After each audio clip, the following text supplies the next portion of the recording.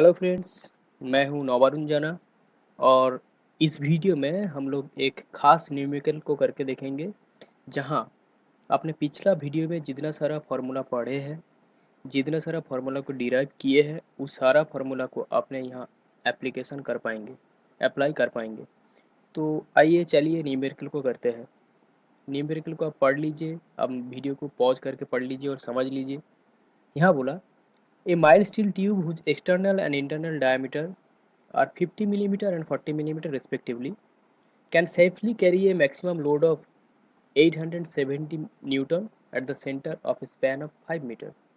If three such tubes welded to each other is used as a simply supported beam of span 5 meters, find the safe maximum point load that can be applied at the center of the span. ठीक है, तो आइए एक tube को ही ले लेते पहले। तो देखिए ये एक ट्यूब है जिसका इंटरनल डायमीटर यहाँ से देख रहा है आपको 40 मिलीमीटर एंड एक्सटर्नल जो डायमीटर है वो है 50 मिलीमीटर। ठीक है, और लोड जो 870 न्यूटन जो लोड है वो कहाँ पर है, इस बीम का एकदम मिडिल में है। तो साइड व्यू देखेंगे तो बीम बीम मतलब जो कि ट्यूब है स्टील का, ये ट्यूब को इस टाइप से दिखेगा और इसका एकदम मिडिल में इस लोड है। ठीक है, तो ये लोड जैसे आप अप्लाई कर देंगे तो क्या होगा, इस लोड का वजह से मटेरियल में यानी बीम में बेंडिंग मोमेंट आ जाएगा और बेंडिंग मोमेंट जहाँ मैक्सिमम होगा वहीं मैक्सिमम बेंडिंग स्ट्रेस प्रोड्यूस हो जाएगा। और न्यूमेरिकल में यहाँ साफ साफ बोल दिया कि एक ट्यूब उसका सेंटर में मैक्सिमम इतना लोड ले सकता है। इसका मतलब इस लोड के लिए जो बेंडिंग मोमेंट आएगा और उसके लिए जो बेंडिंग स्ट्रेस प्रोड्यूस होगा वही बेंडिंग स्ट्रेस होगा इस मटेरियल का लिमिटिंग स्ट्रेस। यानी ये मटेरियल उस स्ट्रेस से ज़्यादा स्ट्रेस बियर नहीं कर पाएगा, चाहे वो बीम एक ट्यूब से क्यों ना बना हो, 5 ट्यूब से क्यों ना बना हो या 7 ट्यूब से क्यों ना बना हो। जब भी वही अमाउंट का स्ट्रेस आ जाएगा वही होगा मटेरियल का मैक्सिमम लिमिटिंग स्ट्रेस। उससे ज़्यादा अगर स्ट्रेस डेवलप हो गया तो मटेरियल टूट जाएगा। तो यहाँ से एक इम्पॉर्टेंट पॉइंट हमको मिला है जो कि इस मटेरियल के लिए जो बेंडिंग स्ट्रेस डेवलप होगा इस फोर्स के लिए वही होगा इस मटेरियल का मैक्सिमम लिमिटिंग बेंडिंग स्ट्रेस। तो देखिए बेंडिंग स्ट्रेस को हम लोग फार्मूला से निकाल सकते हैं, जो कि इस फार्मूला से निकलेगा mb/i इक्वल टू सिग्मा/y। यही सिग्मा जो कि है मैक्सिमम बेंडिंग स्ट्रेस। तो ये मैक्सिमम वैल्यू कब मिलेगा, जब बेंडिंग मोमेंट मैक्सिमम होगा। और बेंडिंग मोमेंट मटेरियल का कहाँ मैक्सिमम होता, वो होता इस सेक्शन में, यहाँ ही बेंडिंग मोमेंट का वैल्यू मैक्सिमम होता है। तो चलिए बेंडिंग मोमेंट कैलकुलेशन करने के पहले हम लोग ये y और i क्या होता है ये देख लेते हैं। तो i क्या होता है, i होता है moment of inertia about neutral axis. तो आप यहाँ से देख सकते हैं कि न्यूट्रल एक्सिस कहाँ से पास करेगा, इसका CG से पास करेगा यानी सेंट्रोइड से, और इसका सेंट्रोइड से इस मिडिल से ही गया है। तो इसका जो न्यूट्रल एक्सिस होगा ये मिडिल वाला लाइन ही होगा जो मैंने ड्रॉ नहीं किया। ठीक है, और इसका रिस्पेक्ट में आई का वैल्यू क्या होगा, उसके लिए फॉर्मूला आपको पता है, I equal to π/64 into d⁴ होता है। तो ये मिडिल वाला पोर्शन तो गैप है, कुछ नहीं है, इसलिए इस फार्मूला से आप आई निकाल सकते हैं और इसका वैल्यू आया है 181132.54 मिलीमीटर टू दी पावर 4। ये है आई। अब देखिए वाई का वैल्यू क्या है, वाई है न्यूट्रल एक्सिस से मैक्सिमम रेडियल डिस्टेंस। तो मैक्सिमम रेडियल डिस्टेंस क्या होगा, मैक्सिमम डायमीटर कितना है 50 है, मतलब न्यूट्रल एक्सिस तो बीच से गया है, तो न्यूट्रल एक्सिस से मैक्सिमम रेडियल डिस्टेंस क्या होगा 50/2। तो यहाँ से देख सकते हैं, अच्छा वाई का वैल्यू मैंने बाद में डिराइव किया, ठीक है, इससे देख लीजिए, हाँ 50/2 मतलब 25 मिलीमीटर। ठीक है, अब आते हैं बेंडिंग मोमेंट में। अच्छा देखिए बेंडिंग मोमेंट क्या होता है, बेंडिंग मोमेंट मैक्सिमम कहाँ होता है, क्योंकि हमको मैक्सिमम जो इंड्यूस स्ट्रेस होगा वही कैलकुलेट करना है। और मैक्सिमम स्ट्रेस कहाँ होगा, जहाँ मैक्सिमम बेंडिंग मोमेंट है, और इस केस में मैक्सिमम बेंडिंग मोमेंट यहाँ पर ही है। अगर आपने बेंडिंग मोमेंट चैप्टर ठीक से नहीं पढ़ा तो मैंने डिस्क्रिप्शन में लिंक को दे दूंगा और वहाँ से जाके आप बेंडिंग मोमेंट और शियर फोर्स चैप्टर पढ़ लीजिए। वहाँ से आपको क्लियरली एक आइडिया हो जाएगा कि बेंडिंग मोमेंट कहाँ मैक्सिमम होता है और कैसे कैलकुलेट किया जाता है।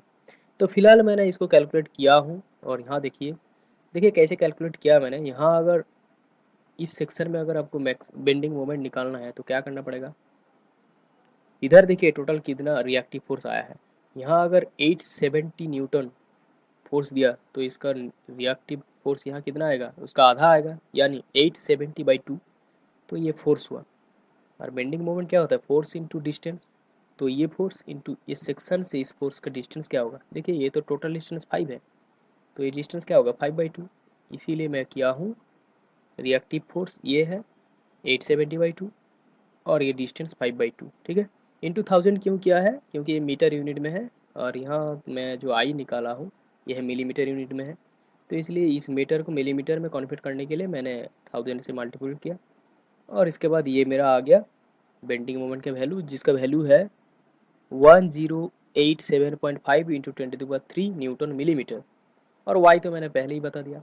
तो आपके सामने अभी आई हाजिर है, एम भी हाजिर है, वाई भी हाजिर है। तो आप क्या सिग्मा को कैलकुलेट नहीं कर सकते हैं, ज़रूर कर सकते हैं।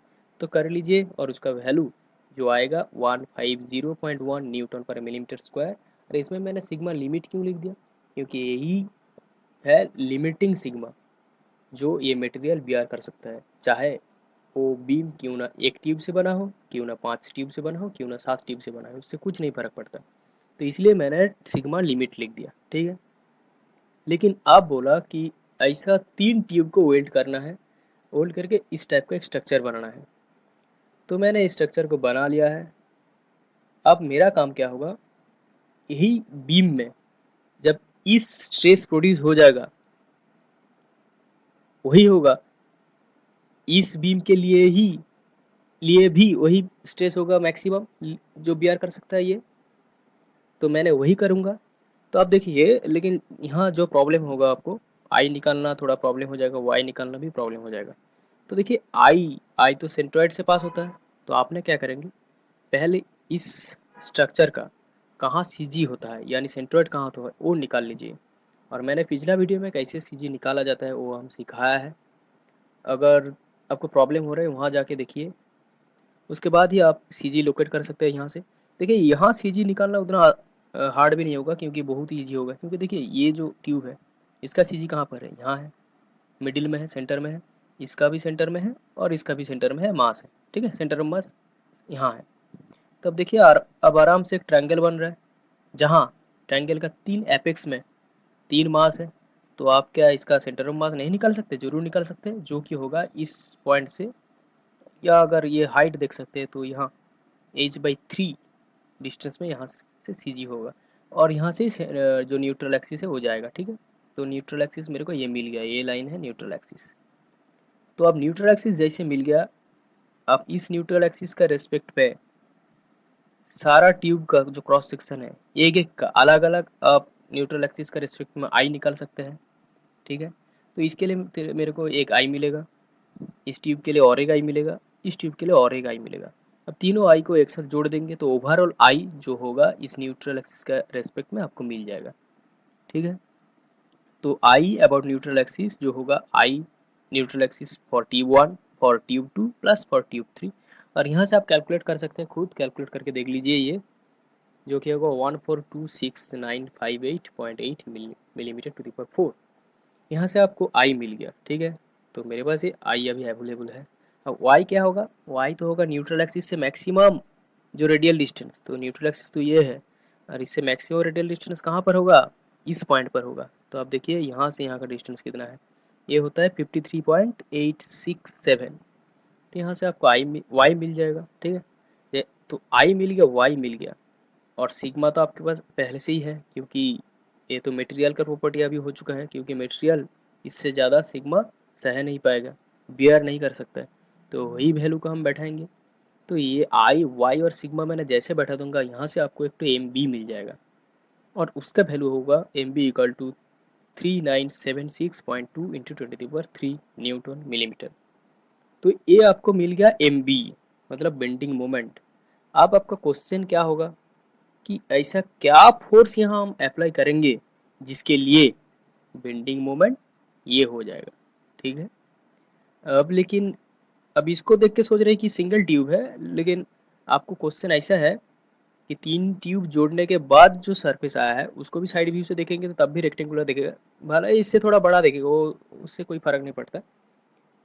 लेकिन उस केस में आपको यहाँ कितना लोड देने से ये बेंडिंग मोमेंट प्रोड्यूस होता है वही कैलकुलेट करना पड़ेगा, और वही होगा शेप मैक्सिमम पॉइंट लोड। ठीक है, तो क्वेश्चन मेरा अभी ये बन गया, जहाँ ये 3 ट्यूब जोड़ने के बाद मेरा साइड व्यू ऐसा दिख रहा है, और यहाँ मैंने W एक लोड दे दिया, जो मुझे पता नहीं कितना लोड है वही कैलकुलेट करना है, मैंने W लोड दे दिया।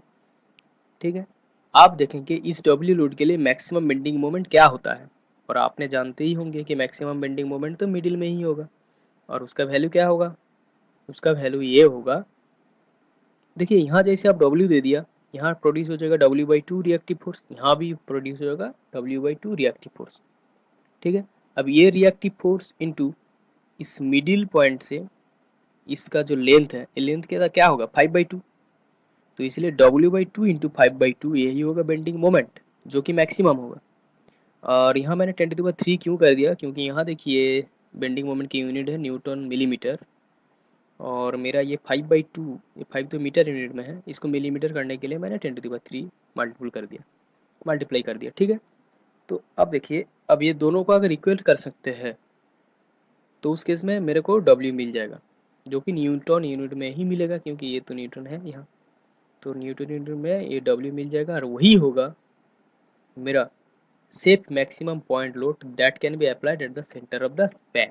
ठीक है, और उसका वैल्यू आप खुद कैलकुलेट करके देख सकते हैं, इसका वैल्यू होगा W इक्वल टू 3180.96 न्यूटन।